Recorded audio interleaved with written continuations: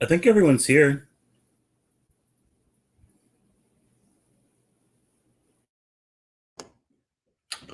That appears accurate.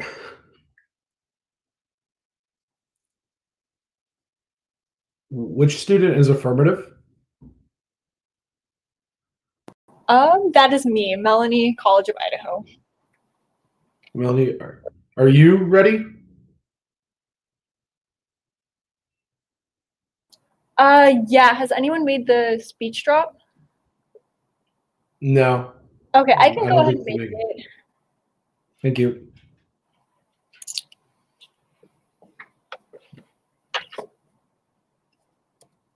Can't believe I'm not seeing the live stream.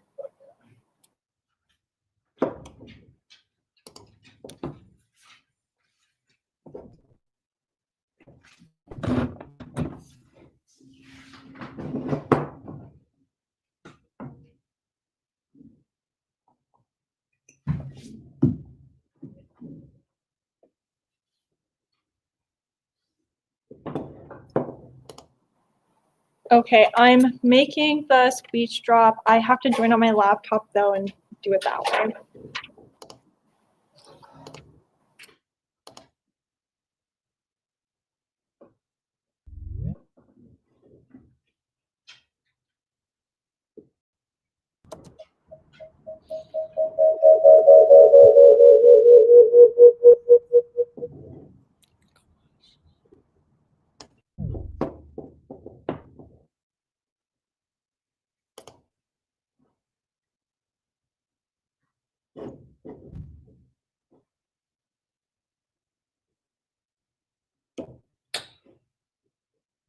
Is the negative debater here?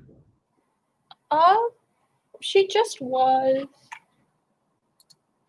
Yeah, I see their icon. I just She is here. Yeah, I don't know that because they don't have their camera on. So. Can you see me or hear me? We can hear you. We can't see you. Okay, let me see. Can you see me now? Nope. I'm sorry, my camera and microphone have been glitching out this tournament for some reason. It's only on the 8x8 too. It's so weird. No problem. I mean, if your camera has an issue, don't worry about it. I think we'll be all right. I just wanted to make sure you were here so Okay. we can begin. Okay, well, I am ready whenever you are. Okay.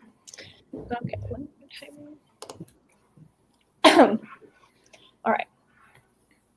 Inherency. Current employment immigration backlogs gives other countries a significant advantage attracting highly trained workers. This is Candle in 20. Currently, 1 million foreign workers and their family members have been approved and are waiting to receive lawful permanent residence, LPR. Because this employment backlog is projected to double because foreign workers whom U.S. employers sponsor exceeds the annual statutory green card allocation. The ceiling inordinately has long waits for employment-based green cards. Many Indian nationals will wait decades. This backlog can impose significant hardship on these prospective immigrants. It can also disadvantage U.S. employers for attracting highly trained workers. The plan is the United States federal government should enact Senate Bill 386 with an amendment to increase employment-based LPRs, eliminating 3 statutory restrictions on legal immigration. The first is eliminating the per-country ceiling for EB1, EB2, and EB3 visas. The second is eliminating the 7% per-country ceiling for family-based preference category immigrants to replace by 15%.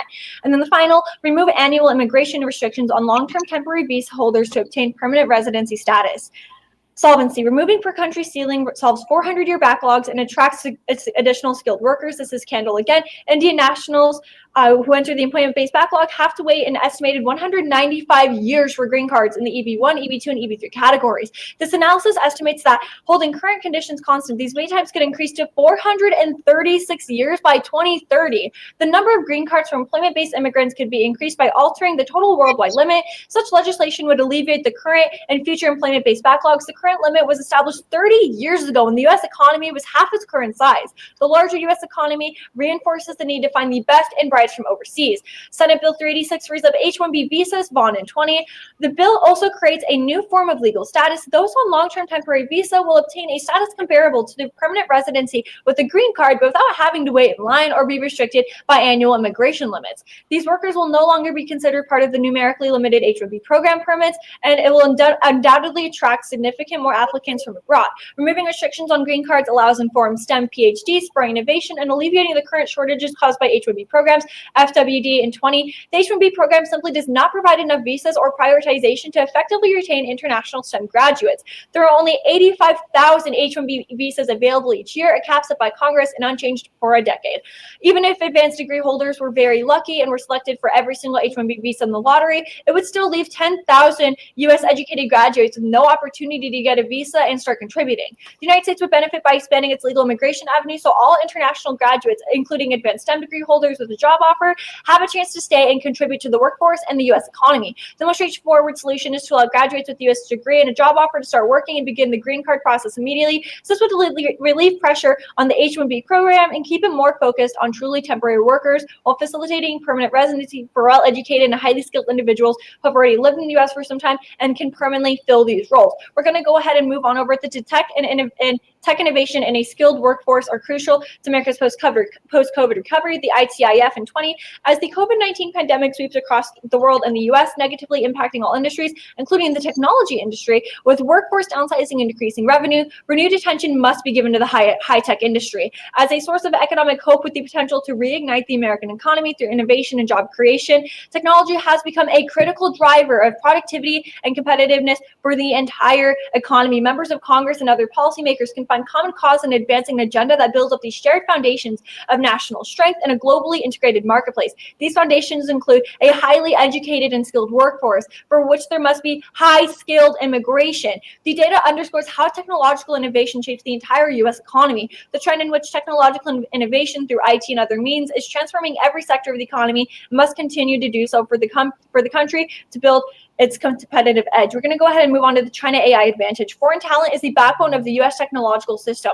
Raster in 19 found that to remain competitive, the United States needs a human capital strategy for technology. International talent remains a critical backbone of the country's technological ecosystem, and the U.S. has the influence to ensure responsible AI becomes a global norm. Raster in 19 again, the U.S. has unparalleled influence and authority on a global stage, and it is in a unique position to set an example for the world on how AI should be used, and will help to ensure a more responsible stewardship of AI to become the global norm.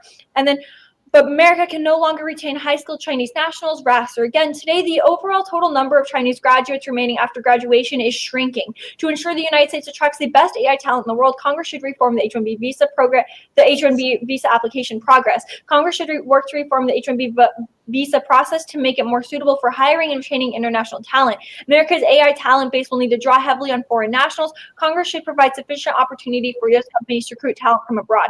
China is going to develop AI by recruiting foreign high-skilled workers the U.S. turns away. So that's Slew and Peterson in 2019. China's difficulties in attracting international talent hamper its ambitions for tech leadership. Chinese leaders have identified workforce shortages as long-term obstacles to success.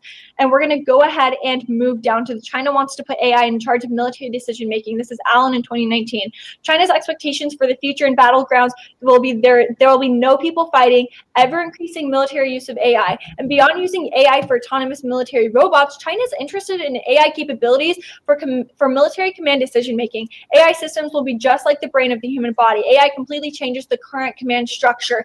AI in decision-making causes nuclear war. Robertson 19. Handing over control of nukes to AI is seen as necessary. AI would trigger an automated response even before the first nuclear detonation in a time frame much quicker than the human mind. Many policy believe that the ceding control of the nuclear arsenal is a tremendously bad idea that upends the entire doctrine of deterrence, which is what has averted a nuclear war today. The impact is an unimaginable loss of life and destruction. Thank you. And I open myself up for cross-examination. Perfect. Can you hear me? Yes. Okay, sounds good. Sorry, I'm just going to keep making sure. I'm going to start my timer now. So can you please explain to me exactly how, I guess, your China advantage, is that right? Yes. Yeah, can you explain that to me in brief? Yeah, so My entire point is how we need to expand this program so that we are attracting more highly skilled foreign workers, because as of right now, most of them leave, like they graduate and then they leave the country. So we need to actually be ensuring that they stay and we get them into the tech industry, because the tech industry is one of the critical drivers of the economy, which is necessary right now because we're recovering from the global pandemic. So yeah, it's going to help us maintain that competitive edge with China in the AI competition. So can you explain how if we don't do this, it would cause nuclear war? Well, as I said, they're going to be going over to China, working there. We've talked about how China's developing AI by recruiting foreign high-skilled workers that the U.S. turns away. That's directly from my Peterson card. So it's going to happen. They're already above us in this competition, anyways. So as of right now, so you're saying like in the competition, China's winning currently? Yeah, because they already want to put AI in charge of military decision making. They're already working to do that. Then can you explain how your plan solves for the backlog? So in my Vaughn card in 20, she specifically says that it's going to be making them go through this process faster. Okay, and then can you kind of explain in brief your plan exactly? Because there's a couple parts to it. Yeah, so there's 3 parts. We're going to be eliminating the per country ceiling for EB1, EB2, and EB3 visas, eliminating the 7% per country ceiling for family-based preference category immigrants to replace by 15%, and we're removing annual immigration restrictions on long-term temporary visa holders so that they can obtain a permanent status. So are you removing the 7% ceiling or increasing it? Because it sounds like we're replacing it with 15%.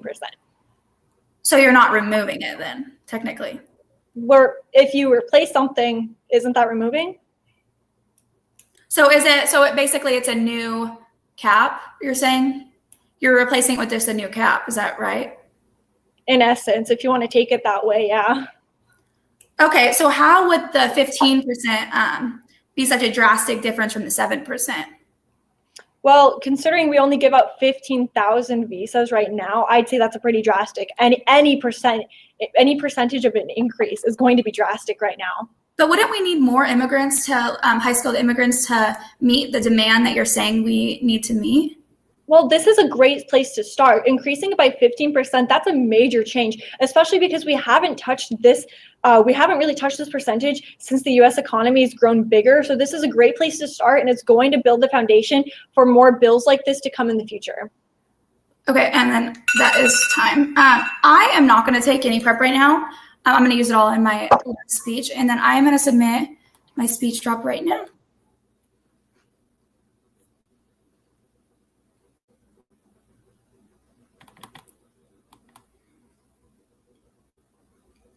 Once everyone has it up, just let me know when you are ready.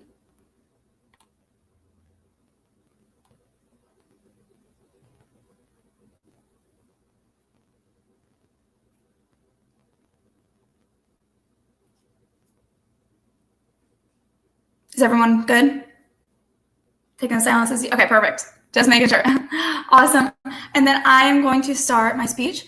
And then I'm just going to be going off case and then on case if I get to it. And I'm going to be starting in 3, 2, 1. Implement executive action. Interpretation. The executive branch can only implement immigration reform that has passed through Congress, HHS 18. Laws are implemented by the executive branch. The president, as head of the executive branch, holds the power to direct in the activities of federal agencies. Regulations are published by executive branch agencies to clarify their interpretation of a law and how to implement laws passed by Congress. Violation. The act does not implement a policy that they make a court ruling that that isn't a law passed by Congress and signed by the president. Limits are interpreted best for limits. The act explodes the topic to include passing of all new legislation. Limiting the agent to the executive sets the limits on the topic that NEG can prepare for allowing a more prepared negative team. Predictability. Our interpret is most predictable. The resolution is the only stable gauge of preparation for negative teams. We can't possibly predict the number of possible agents that they come up with. This destroys negative our grounds. Resolutional integrity. Our interpret is the best for the integrity of the resolution because it's grammatically interpretation of all the words in the resolution. There was a court resolution on the ballot and it was soundly rejected, meaning the app's interpret is already behind on the standard. Voters see. T is a voter for the reason articulated above in the NFLALD rules 1 and Z. These is biopolitics refers to the techniques and discourses used by government agents over populations to produce and fear necessary to exert power over a given society. This manifests itself in biopower, which uses mechanisms of control over the body to produce individuals as docile bodies that can be controlled, disciplined, and eventually disposed of in the name of peace and social life. Catastrophe 17. Foucault's analysis of governmentality allows better understanding of the relationship between fear and modern power. Fear is actually what the government agent of the state reproduces over time to establish the control of a docile body through preservation of life.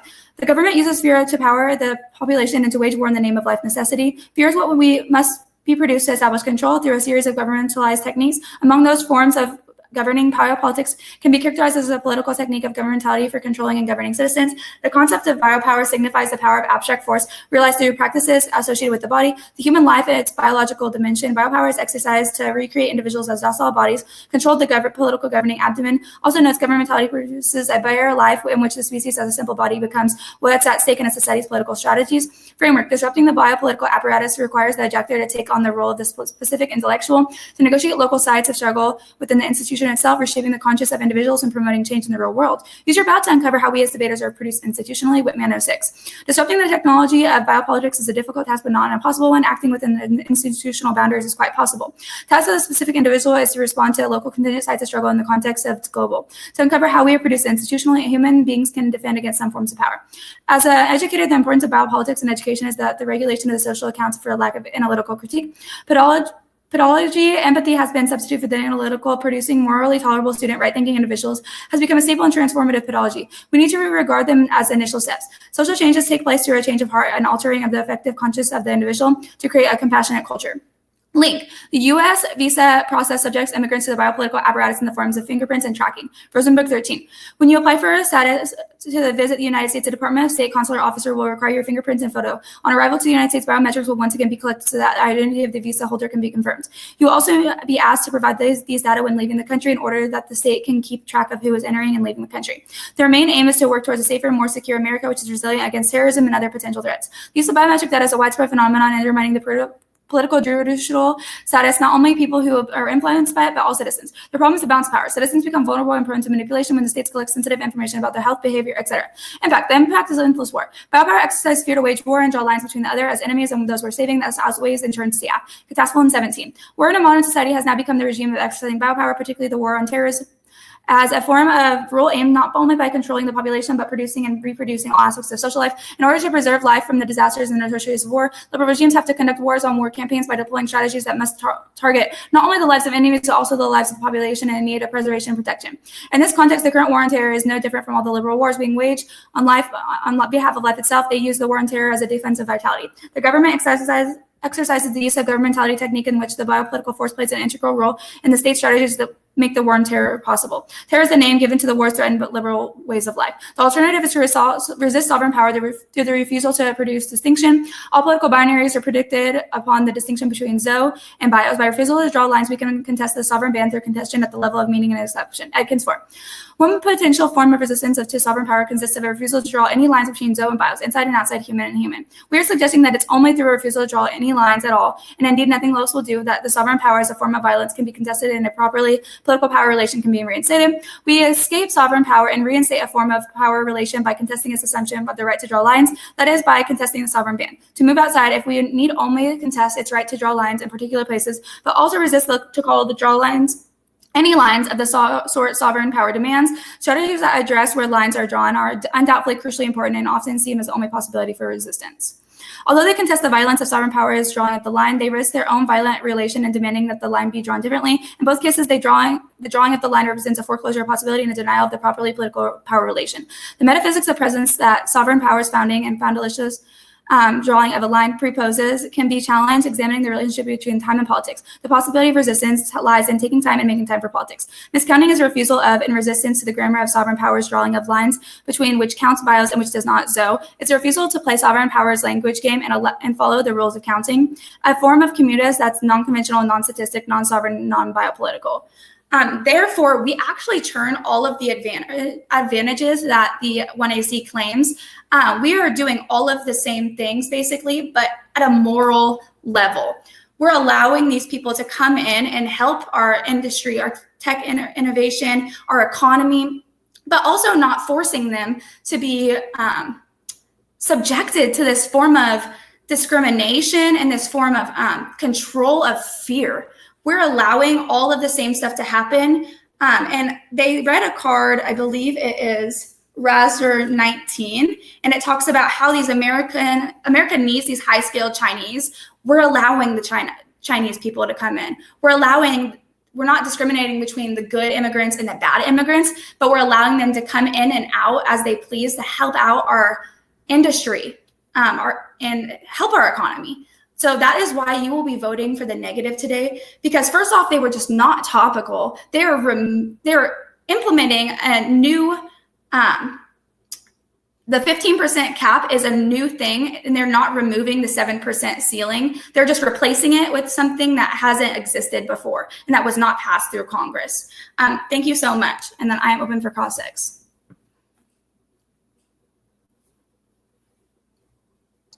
All right, so my first question, how is your alt not crossing this line you talk about? The line of boundaries, what are you saying? You said that my plan was crossing a line, so how is yours not crossing that line? Totally. So my alternative is basically saying that we shouldn't be determining who comes in and out of the country, because we're basically forcing them to be subjected to this form of biopower, which is a form of tracking and tracking fingerprints, all this stuff without their consent.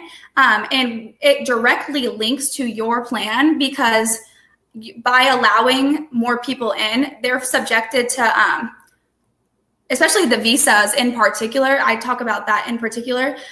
They're subjected to the form of violence. So how is this process of selective citizenship not giving into this racial hierarchy? Of course, because right now they're able to, like you said in your thing, the 7% cap is totally discriminatory towards people of country. And we're saying like the 15 is not enough. That's still discriminatory. So how do you propose that we raise that any further in the current status quo? Well, like you're saying, we need to remove restrictions so we help these people, and you're just not removing it. How are you helping these people if you're not removing any restrictions? But that's what we are doing, though. We're saying the alternative is to remove all boundaries, which is exactly what we're doing. Okay. And so you said that so you said that you were solving all of my impacts at a moral level. So how exactly are you solving for systemic abuse at a moral level? Of course. So basically it does all the same things yours does, but it's moral because we're not forcing these people to be subjected to biopower. Okay.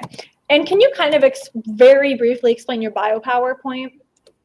Yeah, totally. So basically biopower is when people come into the United States legally, they're forced to get IDs, fingerprints. It tracks their health when they come in and out of the country without these people's consent. It also creates a war of terror. You say that my entire plan's not topical. How is yours topical?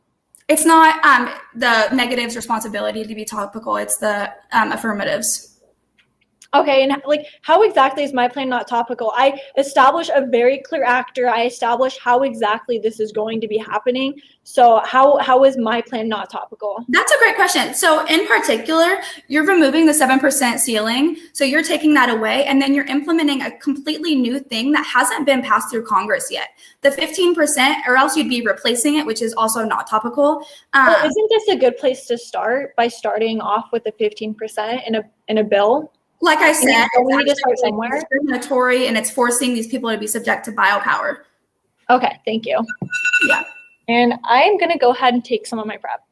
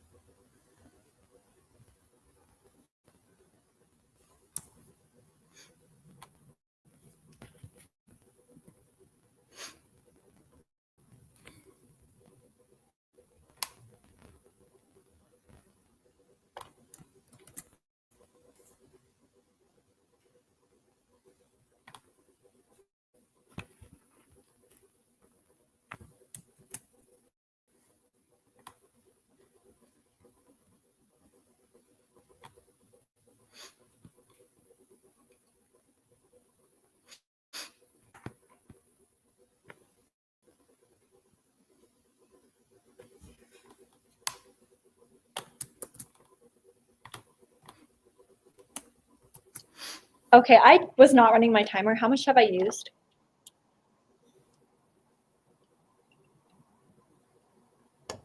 A little under. I don't 3 have a minutes. timer ready. Sorry. I thought I had my timer, but it was not running. Like a little under 3 minutes. Okay.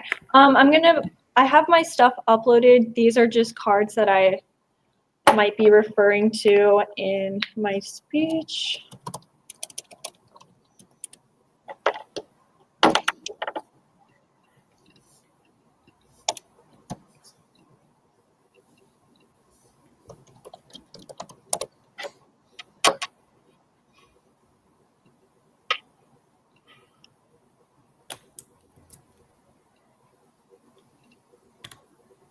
Okay. So I'm just going to be going through their K, and then we're going to go back over onto my case. Everybody good to start? All right. First off, I'd like to start off on their framework, and we need to be going off of net benefits, which is what their entire thing is based off of. So you're gonna just want to drop their framework for this because we need to be going off of net benefits, and that is something that their entire framework is not doing. And then secondly, their alt solvency is refusal. They're actually not solving anything. They're basically refusing to produce any distinctions throughout this entire K. They're saying that they're going to be doing this without actually saying how they're going to be getting there. They're not showing anything of how this is going to be happening. They're not showing that this is feasible. All they're saying is just that the app is not implementing a policy, so you shouldn't go with theirs. Let's prefer ours, but theirs really isn't doing anything either.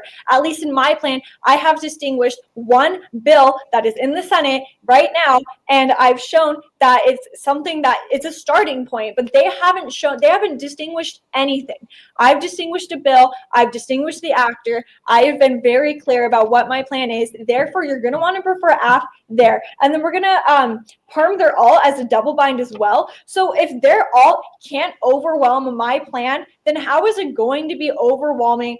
How is it going to overwhelm their alt? This just simply does not make sense. So let's permeate that.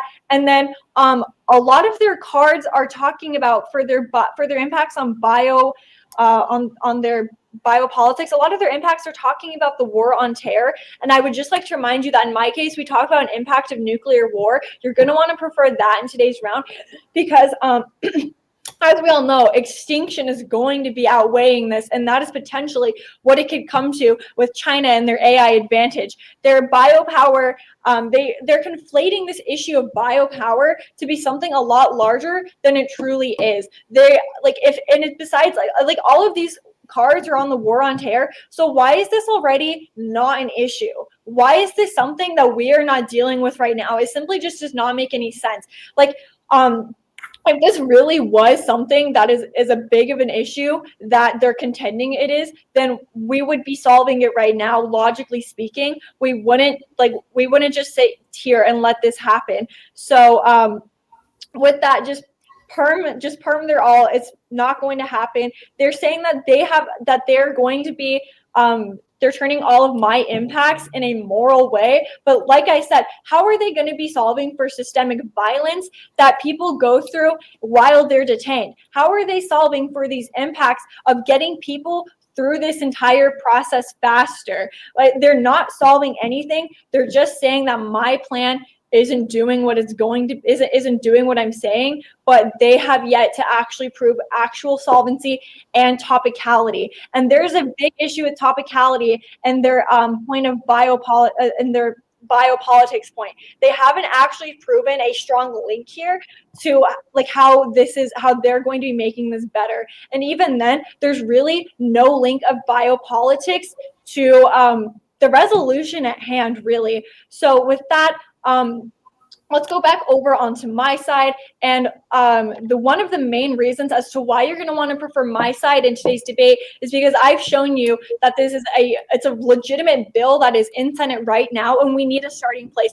They're going to try to tell you that this 15% is not good enough. But as I said, we all know that immigration policies have not been changing at all in the past 20 years. Like, they haven't been changing enough in the past 20 years. They haven't been keeping up with the U.S. economy alone. So we need to start somewhere, and this 15% is an excellent place, especially considering we are only in Biden's first 100 days. We need to be seeing something, and this is a great start. It's going to build a foundation for future bills to come. And so with that, we need to be extending that and extend the card where I talk about this plan. This is going to be Vaughn in 20. We need to be looking at the actual benefits from this. We're going to be seeing that people are going to be going through this process faster. They're going to have a status comparable to permanent residency with the green card without having to wait in line or be restricted by annual immigration limits.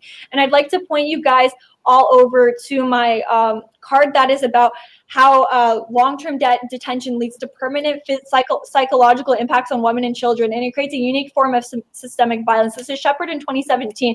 Women and children in detention centers often suffer from psychological problems such as depression and anxiety related to trauma they experienced in countries from which they fled, which is often compounded by their treacherous journeys to the U.S. The effects of trauma can be exacerbated by detention. The loss of control over one's life and circumstances and the feeling of being trapped can remind detainees of past trauma and may trigger feelings of victimization and shame. And this is very detrimental because the neg isn't taking these people and making their situations better in any way. As I said, if they're all can't even overwhelm my plan, then what is it going to be doing here? They're not going to be helping these people at all. And there's a very big issue as shown in my Ortega card. This is on the last document. Lack of legal status leads to overqualification and reduces wages. And it's leading to labor market exploitation. They very clearly highlight this in that card. That is a big issue, and they're not solving that at all. Meanwhile, we are, because we are getting these high-skilled foreign laborers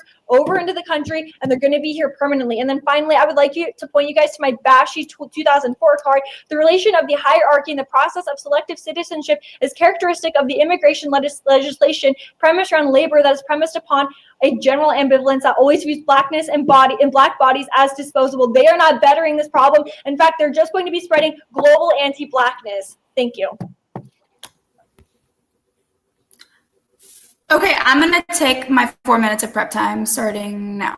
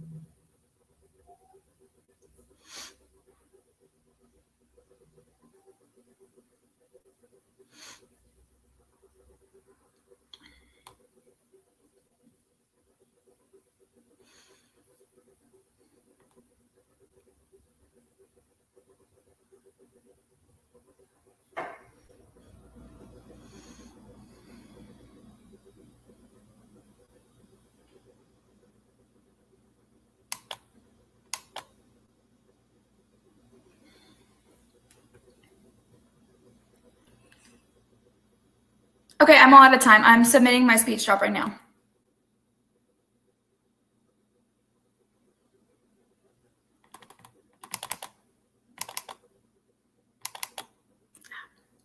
Okay, just let me know when everyone is ready. You good? Is my opponent good? Perfect. Then I will be starting.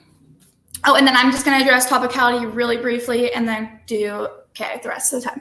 I'm going to be starting in 3, 2, 1. So first off, I'd just like to start off saying that they did not provide a counter for my topicality argument or really respond properly, which means I win the T debate.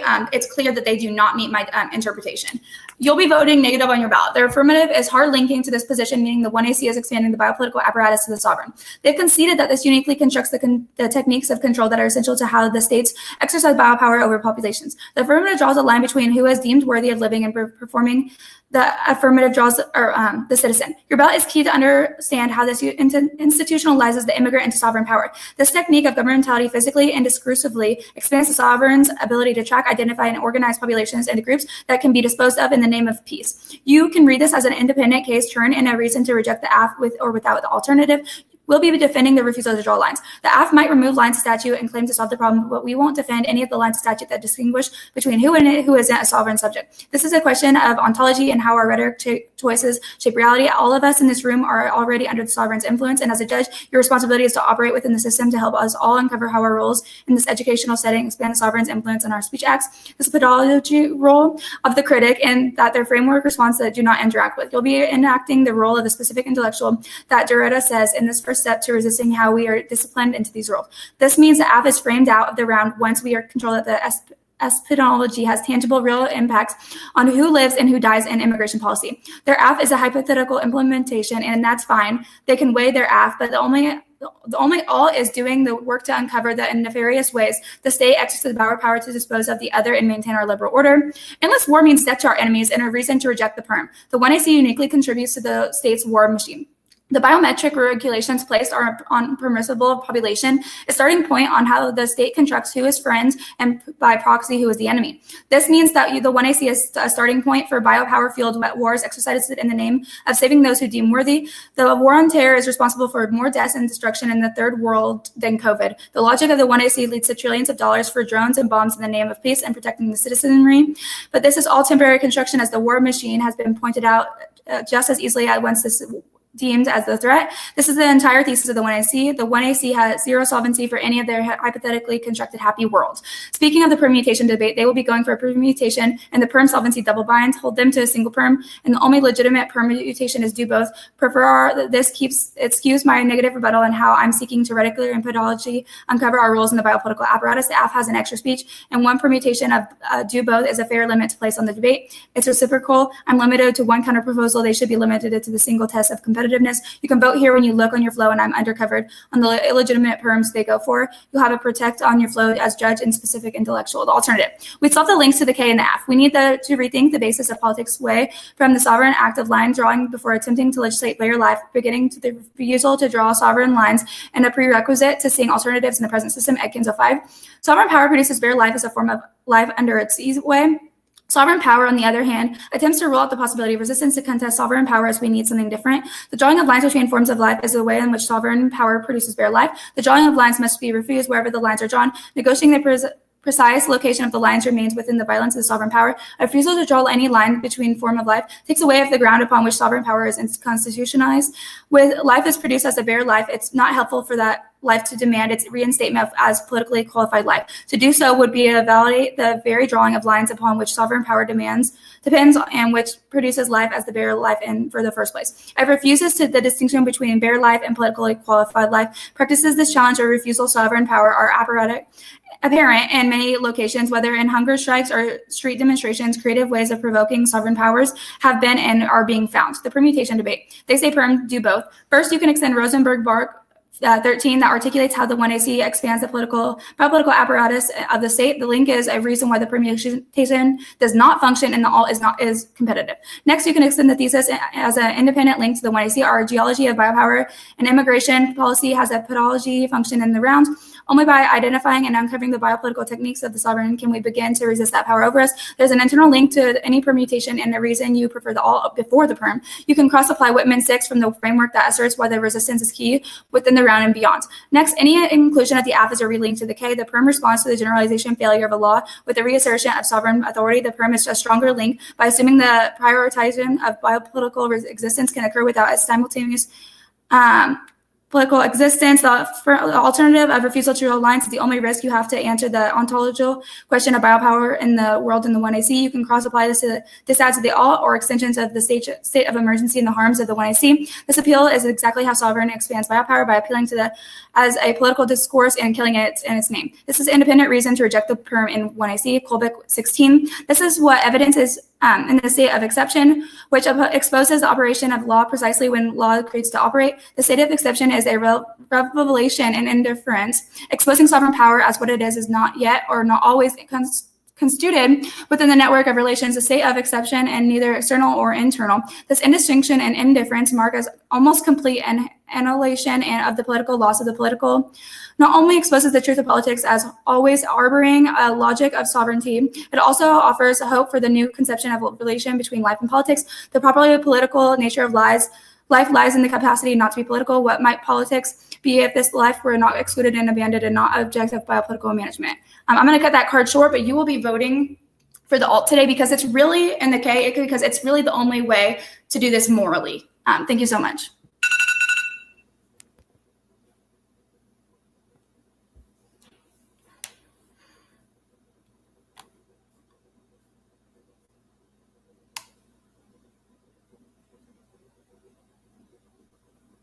I'm going to go ahead and just use the rest of my prep. And I believe that was a minute 10. Cool. Thank you. So you can.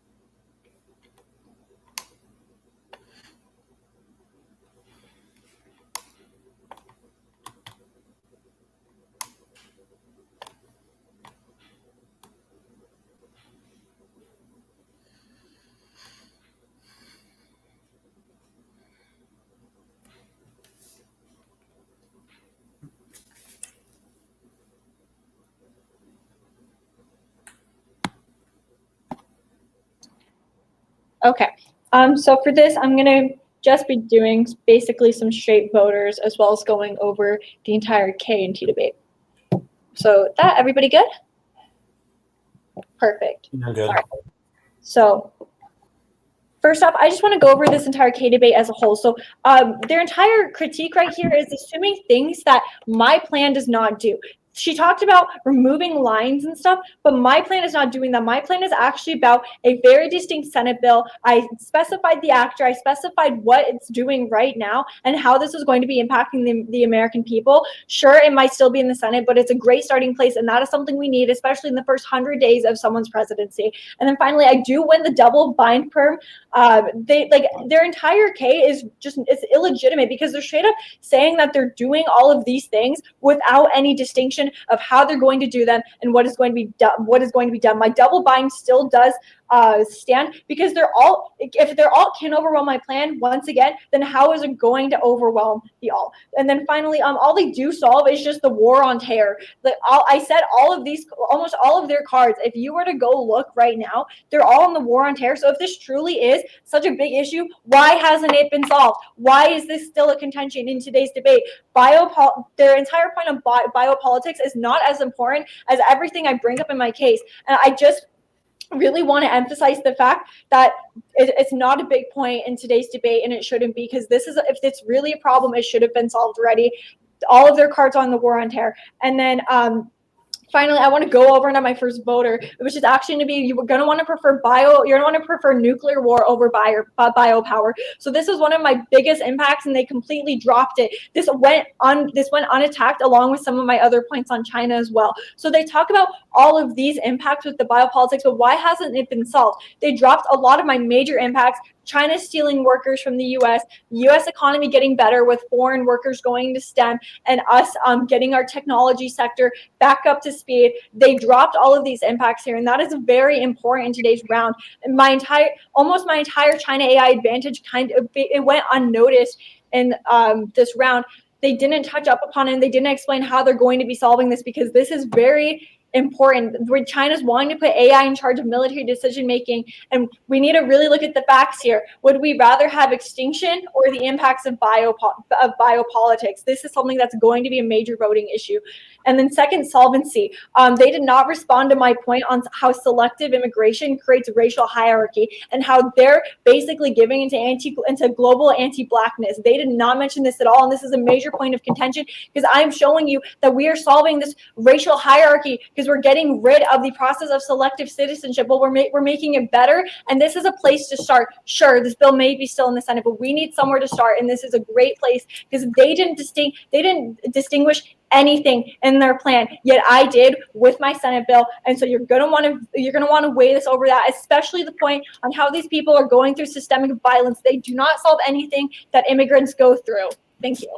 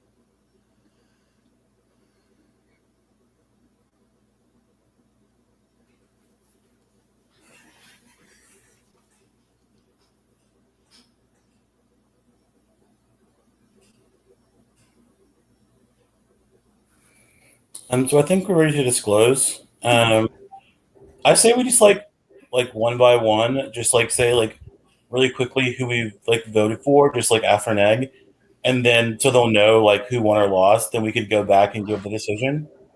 So Sure. I voted neg. As did I. As did I. Okay, so the decision is a 3-0 for the negative. I can go first really quickly. So yeah, I think this is fairly typical for this division in that there's not a ton of clash in the debate. For me to sort of like resolve, it's kind of like I don't want to call it two ships passing in the night, but like there's sort of like in the NC and the AR this like presentation of arguments, and then in the NR and the 2AR, you're both kind of like picking what you want to talk about. In the case of like the negative, you just have this like really long pre-written block that you're just like reading, and like there's embedded clash with the AR just because you're kind of like with this long pre-written block predicting like what the AF is going to say. So in certain places there's clash in terms of like the NR answering the AR in that way, but like a lot of it's not answered or like really dealt with in the specific terms that the AF argues it, and it's certainly not in order of like any kind of like flow that's recognizable because it's just like a long block that has been pre-written beforehand. And the 2AR is like, oh, but there's all these 2AR arguments or these AR arguments, but doesn't like deal with the block. So I would say like first of all, like it's just hard to resolve the debate because there's not a lot of interaction happening in the round. The reason I vote negative is because I think that the negative has won a couple of like fundamental thesis claims. The first is that subjecting people who want visas to biometrics sort of like interpolates them into biopolitics in the process of determining like who is good and bad, permissible and not, et cetera, which is sort of like the logic that leads to, I guess, like nuclear war, wars, and the war on terror. I think like the connection between like the link and internal link is like pretty bad, honestly. Just because like, yeah, I obviously agree like biometrics are biopolitical, but like I don't know how like biometric screening of immigrants is like a component of like the war on terror. Or at least not in the context of like it leading to like war abroad with like Afghanistan, etc. There's not a ton of like interaction there, and there's at least like some attempt. And I mean, the link card does say terrorism, so like it's not like totally unfounded. I also think that like the negative is one that the alternative probably solves the case by refusing to make a determination about who is and is not a citizen, sort of like being the best sort of like starting point for resistance, and that inclusion of the plan sort of trades off with that approach. That me? I'm sorry. Sounded like there's okay, whatever. So yeah, and so like I don't buy the permutation. I think there's a link, and I don't think that there's an explanation about how you outweigh the negative. So I didn't find much of the 2AR to be very persuasive. Yeah, I guess like the last thing I'll say is like I think it would just be like a better debate, and also like you would probably improve. Both of you would improve a lot more if you just like relied less on like coach help and more on just like figuring out things that you can like actually grasp in the round and argue. Like I don't know what it like is going to do for you to just like read a K and then read like an NR block that's written in advance. Like it's I just don't personally think it's going to help you get to the next division, which is like hopefully your goal. And like this isn't really like a part of my decision. But I don't know. There's like a lot of voices and backgrounds of like some of these videos. So I'm not going to accuse anybody of any like in-round coach prep, but like really make sure that like if there's other people that are in the room with you, that they're not talking during your prep time, or that you're not talking to them during your prep time, because that also I think is not going to be helpful for you moving forward. Because like that's, I mean, obviously, if like you're not doing the debating, then what does that really do to help you? So yeah, that's my decision. Lewis, did you want to go next, or did you want me to? Oh, you can go. That's fine. Yeah, so I think just touching off a couple of the points Chad made, the clash was there, but certainly not to the level that it should have been. I think particularly one area that should have been debated more is sort of the interpretation of what the resolution is asking, particularly in that debate versus reform versus replace. The way my ballot went was in regard to topicality, and that the argument the neg made was okay against, I guess, but really where I voted was that the AF didn't do a we meter answer well enough in order to sort of overcome or address the arguments the negation was making. Likewise, for the affirmative, if you are given a choice between plan or perm, you kind of have to choose one or the other. You can't run both. I think in this case, if you ran with the perm, you probably would have won my ballot in that respect. Only other things I would say, because Chad really did a thorough summation here. When establishing link chains, and this is something for AFA and neg, make sure you clearly understand what your impacts are and how they link to your case and how it's going to sort of change or shape or mold the way in which you're thinking going forward. This is one area in particular that I would have liked to see more clash, but it wasn't there. And I think that really just comes with practice, and it comes with, taking the time to sort of run through your case and really thoroughly understand what it is in fact asking. One example of this would be like the negation.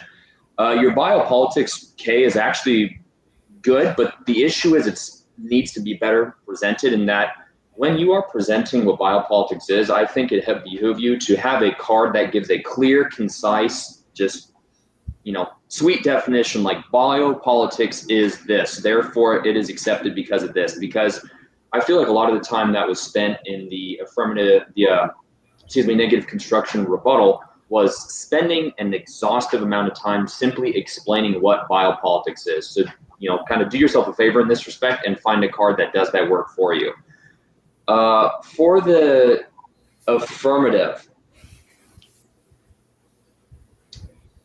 the artificial intelligence argument, I think, is the strongest argument your case has. What I would do, though, is really clearly articulate what the world looks like if we sort of ignore China's role in vastly developing this particular industry aspect, right?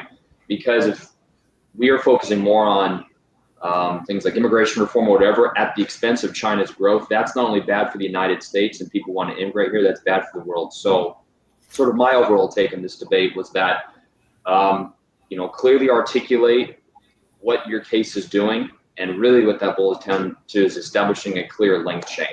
That's just kind of what I saw. And then, of course, touching on what Chad mentioned as well, is that the level of clash, has to deviate from the case, someone actually interact with one another. So those are my notes. Thank you. Yeah, I don't have much to add or expand upon. I agree with, I'll echo the sentiment that there needs to be more clash in this debate. And I think that has a lot to do with, like, maybe sometimes debaters read positions that they're not super familiar with and they end up reading off blocks. And I think that a lot of the K debate that happens in the negative side is not really extrapolating the AF to the link of the criticism, more just reading these blocks that are like, here's what biopolitics is, here's what our alternative is. And in this case, you kind of get lucky and win this debate because the affirmative, and as you continue to debate more, you'll get more familiar with these critical positions you'll be able to answer. In this case, it's just simply a link argument that says, because when they apply for a visa, the government will fingerprint them and then track them, that's a form of biopolitical control. And because of that, we should reject it because biopolitics is bad. I think that you can make an argument on the affirmative here twofold. One, that biopolitics itself is more than just that. So if the link to the affirmative is that you fingerprint and track people, the permutation that does the alternative, which would remove that but still issues the visa, would seem to solve the larger part of the problem. So I think that that's like a shielding argument that you can make, that the alternative itself, since the link is so low, that level of link shouldn't really matter in the world because the permutation would shield what the larger problems is. Now, their alternative, which, says we shouldn't draw the lines of who a citizen is, maybe that's more, but that's not expressed the way it is to the visa system, which is much as the fingerprinting and the tracking. So I think you can gain a lot of traction there by just questioning what the link is or how substantial the link is to what their impact is. Kind of when you're saying, hey, their impact's the war on terror, but how do they really get there? no, Chad's correct. The link card does say it, but I think the smarter argument that you want to make is just that, like, look, the link isn't that large. Like, the idea that just fingerprinting and tracking is what would, if we stop that, we'd stop biopolitical control. That seems kind of ridiculous. And so I would really minimize, what the plan does or how the negative articulates what the link is. And then, you would have judges that would be like, look, that's what makes the permutation so viable, is the fact that the link to the plan isn't that big. And I think that that is the way to start. And, and I just think that I'm empathizing a lot with you because it's a block that's being read and you're not familiar with that. I think if you would have had the same block and read it back, then as Chad's saying, that's kind of like the two ships in the night that was going to happening. And I would encourage everyone not just to read off blocks, especially in this division, if you want to jump up to the next division. The other thing I'll say is, like, I thought the topicality debate was really weird because the way I understood the T position was it has to be a congressional act, that it can't be the executive. And the plan seems to be an act of Congress. I mean, it enacts a piece of legislation. So I was like pretty out there on that. So if I was wrong about it, I apologize, but I don't really think it was a viable T argument against this particular act. That's pretty much what I got to say. Thank you so much for all the feedback. I really appreciate it. Yeah. Thank you guys for judging. Yeah, thank you. You're welcome. Yeah, you all have a great Saturday. Thank you. Good job, Melanie, again. Thank you. You too.